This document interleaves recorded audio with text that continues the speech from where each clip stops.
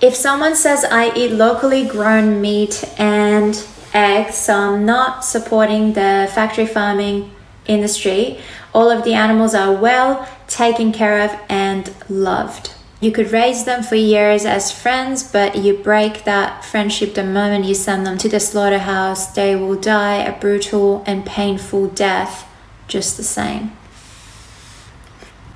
All animals are local somewhere. I like that. Never thought about it before. Yeah, so that's basically what I would say as well. If someone says, I only support local farms, they treat the animals really well. I know the farmers myself. I've been to the farm. These animals are really looked after. They're treated really well. So I'm not supporting factory farms. 98% of all the animal products come from factory farms, meaning that there is a demand for it. Yet when you talk to people, a lot of them say, but what about local? What if I only support my local farms? But you don't do that. And that's the point. Not really the point, but that's one point. Because even if that person is supporting their local farm, and we'll talk about that in a moment, when they go out and they eat a burger at a burger joint or eat pizza or whatever, they eat ice cream, those products are not coming from that local farm anymore. They are actually coming directly from factory farms. And so that person is not really being honest. But that's besides the point. So let's say this person is honest and they 100% only support local farms. They only support animals that are coming from their local farm and they know the farmer and all of that. The point, number one point, is there is no kind way or humane way or ethical way to kill someone who does not want to die, even if you give them the best life possible.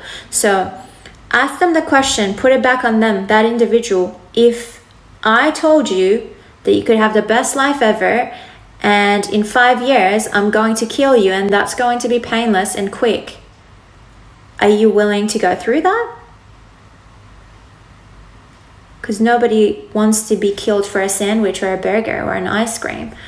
So regardless of the life that these animals are having, if they're allowed to run around and the farmers go and spend time with them, give them love, at the end of the day, they're either going to kill them themselves, and a lot of times they send them to slaughterhouses, and the slaughterhouses are the same slaughterhouses as the ones that factory farms are sending their animals to. So that's actually more common.